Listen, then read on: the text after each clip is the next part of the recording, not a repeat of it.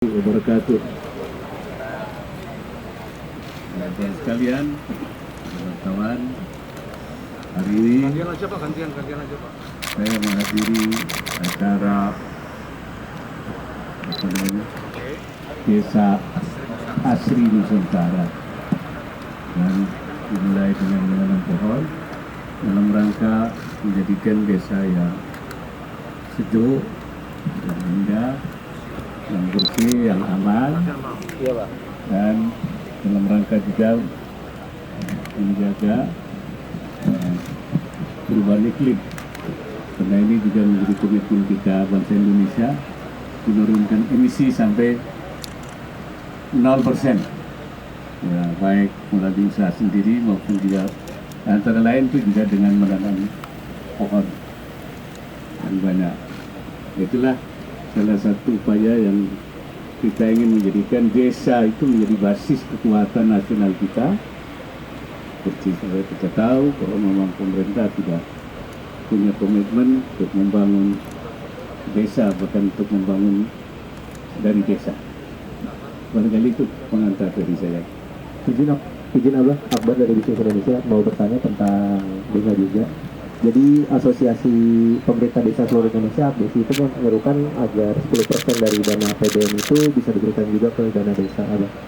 Hal itu dilakukan agar pembangunan tidak terfokus saja di kota tapi juga di desa-desa juga. Kira-kira dari Abah tanggapannya seperti apa? Terima kasih. Ya, saya kira memang pemerintah sudah punya komitmen kuat untuk membangun desa.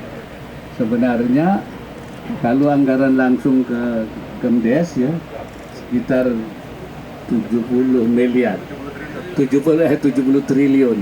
Tapi sebenarnya kalau kita hitung dari berbagai kementerian ya yang juga pelaksanaan di desa, Kementerian Pertanian, Kementerian PUPR, Kementerian Kesehatan, itu pendidikan itu ternyata kalau menurut hitung-hitungannya itu lebih dari 400 triliun ya sejak 2015. Jadi sebenarnya lebih dari 10% itu kalau dihitung-hitung itu. Nah, jadi nanti bagaimana kita nanti menghitungnya itu kalau dihitung secara keseluruhan besar sekali, begitu ya Pak Menteri. Nah itu. Jadi sebenarnya memang kalau yang ke kementerian itu 70 triliun, tapi dari kementerian lain yang juga fokusnya di desa itu lebih dari 400 triliun. Ya, saya kira itu. Baik Pak Wapres, mohon izin Ayu dari Warta Ekonomi Pak, terkait dengan DPR meminta Dirjen Pajak dipisahkan dengan Kementerian Keuangan agar otoritas pajak dapat lebih leluasa dalam membuat kebijakan. Bagaimana tanggapan Pak Wapres dan jika memang harus dipisahkan apa saja yang harus diperhatikan Pak? Begini, saya kira masalah kedudukan Dirjen Pajak itu sekarang sedang dikaji, ya, sedang dikaji secara komprehensif. Ya, kita tunggu hasilnya seperti apa nanti itu, ya manfaatnya, kebaikannya dan sebagainya. Tapi yang pasti apapun hasilnya nanti, pertama itu lebih transparan. Jadi transparansi pun anunya itu sudah harus jalan. Nah, yang kedua harus ada peningkatan. Nah, yang ketiga penting sekali itu tax rasionya yang sekarang masih rendah itu naik, ada naik. Nah, itu saya kira apapun bentuk nanti, apakah terpisah atau masih di bawah. Tapi yang penting nanti hasil kajian itu menghasilkan antara lain itu saya kira. Itu jawaban saya. Oke, izin Bapak, saya ada Abah, izin Mbak, saya Delvira dari Liputan 6. Izin bertanya, kan sekarang menjelang atau akan Ramadan Mbak. Nah ini tempat ibadah rawan menjadi tempat kegiatan kampanye parpol ataupun tokoh politik. Adakah himbauan dari Abah agar hal tersebut tidak terjadi? Terima kasih. Ya, saya kira sudah ada aturan mainnya bahwa tempat ibadah, tempat pendidikan, lembaga pendidikan, dan juga itu tidak kantor pemerintahan itu tidak boleh dijadikan tempat kampanye ya, tidak boleh. Karena itu memang kepada pengurus masjid semua itu jangan boleh ada kampanye di masjid-masjid. Sebab nanti akan terbelah itu.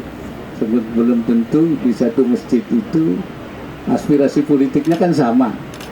Bisa terjadi pembelahan-pembelahan.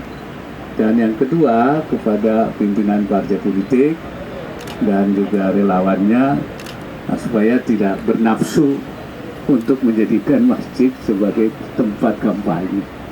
Ya, biarkan masjid untuk salat, untuk ibadah, untuk kegiatan sosial, supaya disterilkan dari kampanye. Barangkali itu pendapat saya.